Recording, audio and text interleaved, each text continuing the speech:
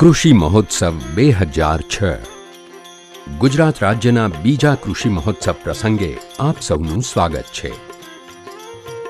2005ના પહેલા કૃષિ મહોત્સવથી ગુજરાતના કૃષિ ક્ષેત્રમાં નવચેતન પ્રગટ્યું છે। ખેડૂતોને કૃષિ જ્ઞાનની આધુનિક માહિતી મળતા જ્ઞાનની ભૂખ જાગી છે। કૃષિ મહોત્સવથી આપણી ખેતીમાં નવી ક્રાંતિના દર્શન થયા। ખાતરોનો ખોટો વપરાશ ઘટતા ખેતી ખર્ચ ઘટ્યો, જંતુનાશક દવાઓનો અતિરેક અટકતા પ્રદૂષણનો ફેલાવો અટક્યો। ચેક ડેમ, ખેત તલાવડી અને કૂવા રિચાર્જિંગની ઝુંબેશથી રાજ્યમાં ભૂજળની સપાટી ખૂબ ઉપર આવી।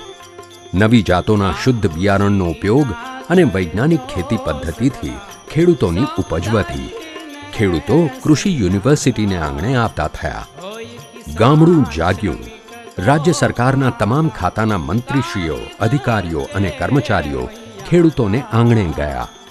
નવા નાતા બંધાયા। ગ્રામ્ય વિકાસ એજન્સીઓ સક્રિય બની। કૃષિ યુનિવર્સિટીઓ ખેતીવાડી, પશુપાલન, બાગાયત, સહકાર અને પંચાયત જેવા ખાતાના સઘન પ્રયત્નોથી ગુજરાતમાં બીજી હરિયાળી ક્રાંતિ પ્રગટાવવાનું મુખ્યમંત્રી શ્રી નરેન્દ્રભાઈ મોદીનું સ્વપ્ન સાકાર થયું। કૃષિ મહોત્સવ વખતે ખેડૂતો સમજી શકે તેવી ભાષા અને શૈલીમાં મનોરંજન સાથે માહિતી પીરસતા કૃષિ જ્ઞાનસભર કૃષિ સાહિત્યનું જે પ્રકાશન પ્રસારણ થયું તે રાજ્યના ખેડૂત વર્ગમાં ખૂબ લોકપ્રિય બન્યું। આનાથી નવી ટેકનોલોજી ખેડૂતો પોતાની ભાષામાં સમજી શક્યા। ગુજરાતના કૃષિ કવિ ડૉક્ટર બાલકૃષ્ણ જોશીએ રચેલ આવા કૃષિ સાહિત્યનો રસથાળ આ બીજા કૃષિ મહોત્સવ 2006 પ્રસંગે આપની સમક્ષ રજૂ કરીએ છીએ।